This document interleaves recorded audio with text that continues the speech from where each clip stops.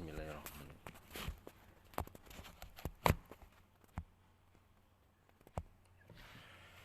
Bismillahirrahmanirrahim. Warahmatullahi wabarakatuh.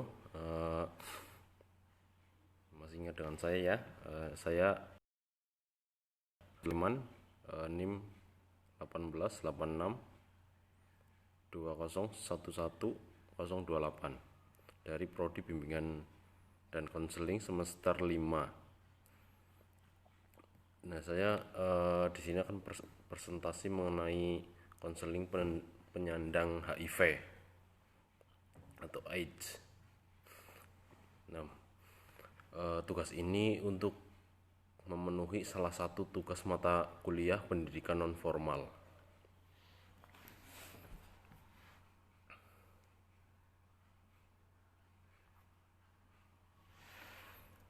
Ya, langsung ke materi.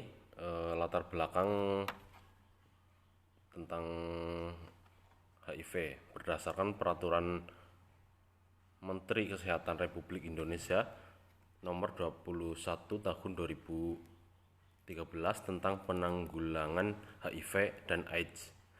Untuk pemeriksaan diagnosis HIV dapat dilakukan dengan konseling dan tes HIV sukarela atau voluntary counseling and testing atau FCT ya, yang merupakan proses konseling sukarela dan tes HIV atas inisiatif individu yang bersangkutan. FCT juga dilakukan dengan langkah-langkah meliputi konseling prates, tes HIV, dan konseling pasca tes. Penyelenggaraan pelayanan FCT terdapat standar minimum yang mencakup seperti sumber daya manusia yang sudah terlatih dan kompeten, sarana dan prasarana yang cukup, dan pembiayaan berdasarkan unit kos yang profesional.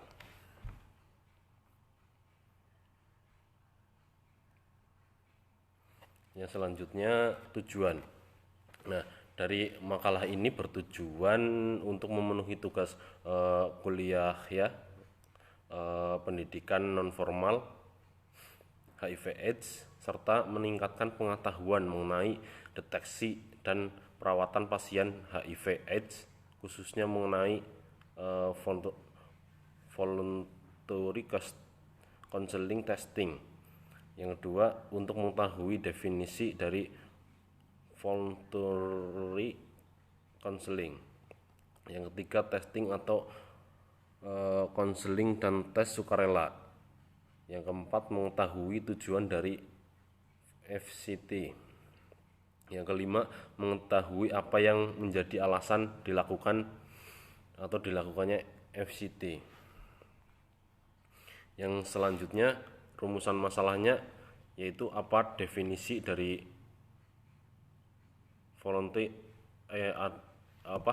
definisi dari FCT dan konseling dan tes sukarela.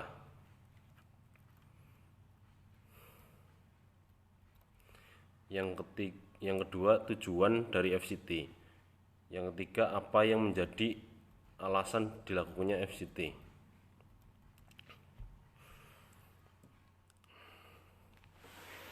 Yang kita langsung tahap dari kajian teoritis atau dari materinya. Yang pertama itu komunikasi dalam aktivitas keperawatan adalah hal yang paling mendasar dan menjadi alat kerja utama bagi setiap perawat untuk memberikan pelayanan atau asuhan keperawatan, karena perawat secara terus-menerus selama 24 jam bersama pasien dalam setiap aktivitasnya. Perawat menggunakan komunikasi. Pengetahuan tentang komunikasi sangat penting terkait dengan tugas-tugas dalam melakukan asuhan keperawatan dan dalam melakukan hubungan profesional dengan tim kesehatan lainnya. Nah, komunikasi kesehatan. Yang pertama yaitu komunikasi kesehatan seperti halnya komunikasi manusia pada umumnya. Namun cakupan dari komunikasi ini lebih sempit karena hanya berkaitan dengan pesan-pesan kesehatan saja.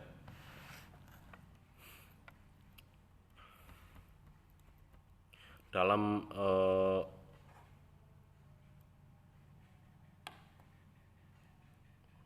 ilmuwan ya apa tokohnya di sini yaitu Redzan, yaitu yang menjabarkan komunikasi kesehatan sebagai proses kemitraan antara para partisipan berdasarkan dialog dua arah yang di dalamnya adalah suasana interaktif, pertukaran gagasan, kesepakatan mengenai sesuatu kesehatan. Yang B, komunikasi antar pribadi. Komunikasi antar pribadi adalah proses komunikasi yang berlangsung antara dua orang atau lebih secara tatap muka. Interaksi antar pribadi biasanya berlangsung dalam suasana yang bersahabat dan rahasia agar klien dapat terbuka mengungkapkan permasalahan dengan nyaman tanpa takut rahasianya diketahui oleh orang lain. Fungsi dari kegiatan tersebut, klien diarahkan untuk merubah perilakunya selama konselor dan klien berinteraksi. Dibutuhkan adanya saling keterbukaan diri atau self disclosure untuk menyampaikan ide, gagasan dan perasaan yang ada dalam diri masing-masing. Metode komunikasi antar pribadi yang paling baik yaitu konseling. Yang ketiga, yang C, self disclosure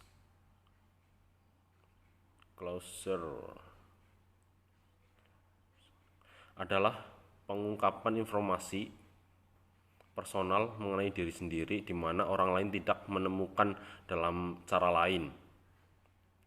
Keterbukaan diri Oda saat berhubungan antar pribadi dengan konselor bertujuan untuk menggali informasi mengenai latar belakang penyakitnya, dan hal tersebut sangat membantu konselor dalam memberikan flashback berkaitan dengan informasi-informasi penting seputar HIV/AIDS dan memotivasi bisa mendukung perkembangan sosial dan emosional Odha sehingga mampu merubah sikap dan perilakunya.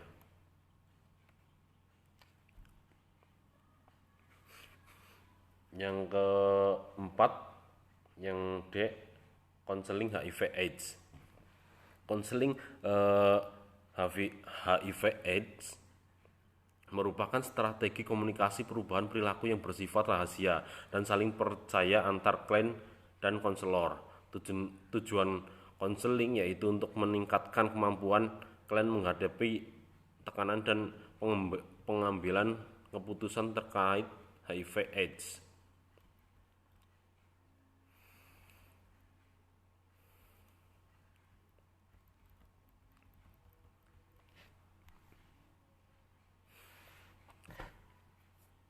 FCT atau Voluntary Counseling Testing,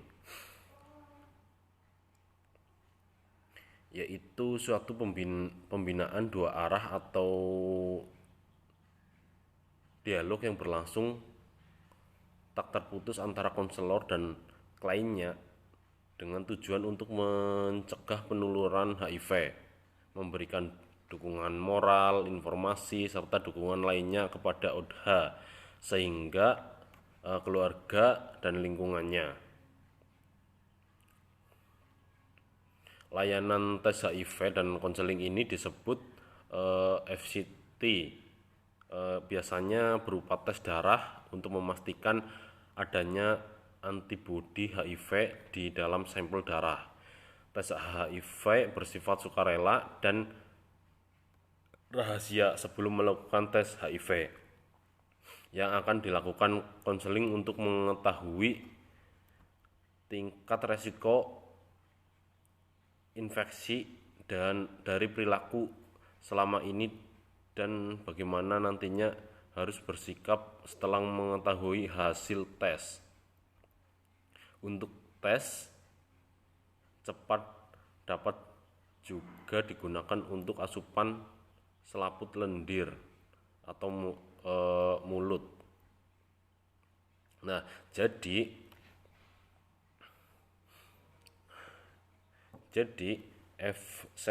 FCT adalah konseling tes HIV sebagai upaya untuk memberikan dukungan secara psikologis dan emosional yang dapat dilakukan melalui dialog personal antara seorang konselor dan seorang klien atau antar seorang konselor bersama klien dan pasangannya. Nah, dapat diartikan FCT sebagai konseling dan tes sukarela. Nah, HIV AIDS merupakan komunikasi bersifat rahasia antara klien dan konselor yang bertujuan untuk meningkatkan kemampuan menghadapi stres yang mengambil keputusan berkaitan HIV dan AIDS. FCT terdiri dari 3 tahapan, yaitu tahapan sebelum testing, tahapan HIV, dan konseling setelah testing HIV. Testing HIV.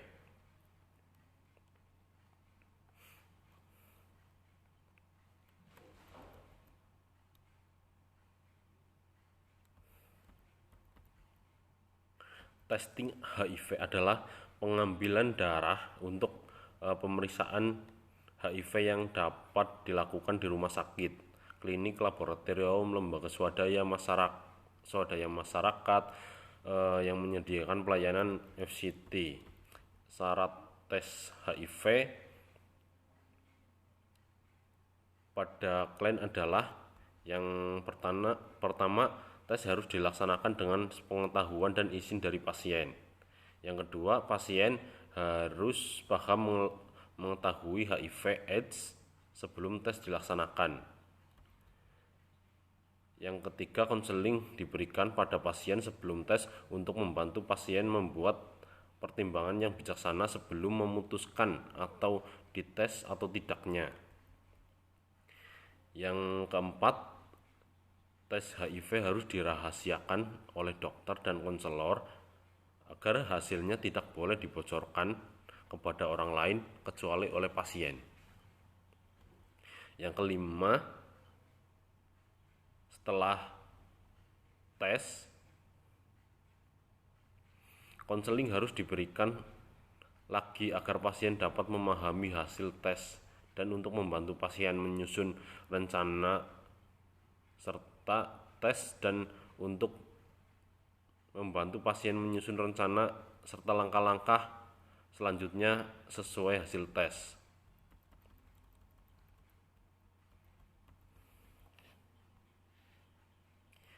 Yang kedua, ada beberapa hal yang harus diperhatikan dalam konseling FCT. Yang pertama, pasien akan mendapatkan pengetahuan mengenai HIV. Pasien bisa menceritakan permasalahan yang dihadapi. Konselor akan membantu untuk mencari jalan keluar atau membantu menentukan keputusan dalam hal ini tentang HIV. Konseling sifatnya menjelaskan pilihan pasien. Orang yang memberikan konseling tidak boleh memaksakan kehendak atau nilai-nilai pribadi pada pasien. Dalam konseling, kerahasiaan pasien harus dijunjung tinggi.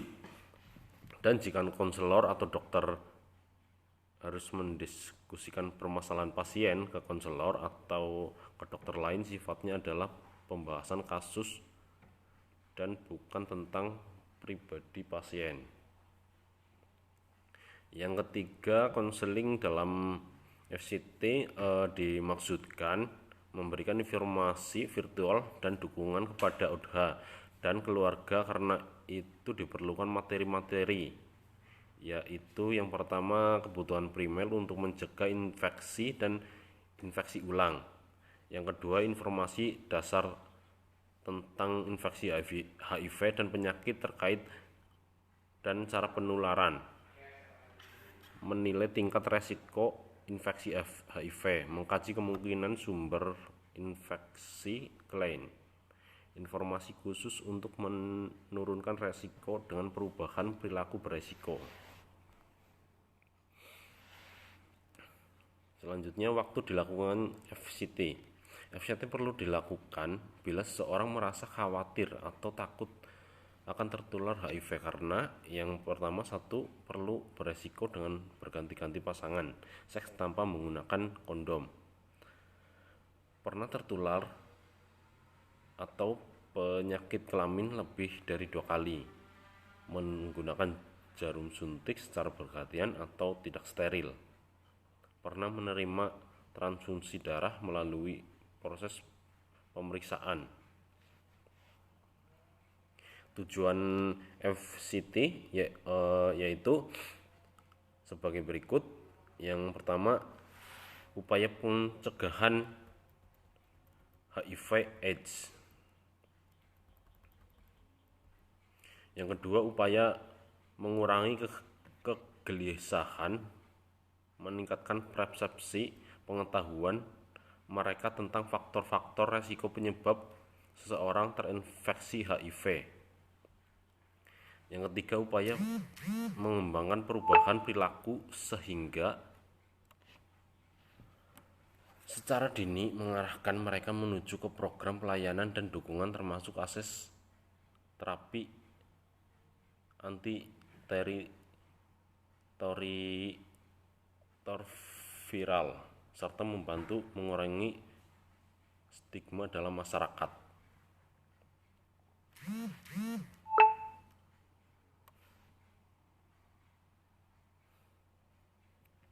Alasan dilakukannya FCT, kenapa ya? Alasan dilakukannya FCT yang pertama itu karena merupakan pintu masuk ke seluruh layanan HIV/AIDS.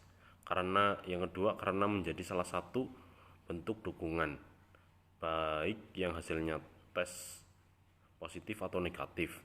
Yang ketiga, karena FCT dapat mengurangi stigma diskriminasi di masyarakat. Yang keempat, karena FCT mencakup pendekatan menyeluruh baik kesehatan fisik maupun mental. Yang kelima, karena dengan FCT dapat pemberdayaan ODA melalui training. Yang selanjutnya, fungsi FCT yaitu pencegahan HIV dapat dilakukan antara lain dengan FCT yang diperoleh pencegahan penyakit, yaitu dengan mempromosikan perubahan perilaku seksual untuk menurunkan penularan HIV, menawarkan untuk mencari tahu status HIV dan pemecahan hidup bagi yang terkena HIV, juga pencegahannya pada keluarga. Yang kedua, pintu masuk menuju terapi dan perawatan. Yang ketiga, dengan intervensi yang aman dan efektif untuk pencegahan penularan HIV, ibu, anak-anak, membantu untuk konseling kepatuhan berobat agar rutinitas pemakaian obat terjaga dan mencegah terjadinya resistensi obat. Yang keempat, FCT dilakukan sebagai penghormatan atas hak asasi manusia di sisi kesehatan masyarakat, karena infeksi HIV mempunyai dampak serius bagi kesehatan dan kesejahteraan masyarakat dalam jangka panjang. Ya, itu saja ya yang bisa saya sampaikan. Bila ada kekurangan, saya mohon maaf yang sebesar-besarnya. Ya, Wabillahi taufiq wal hidayah. Wassalamualaikum warahmatullahi wabarakatuh.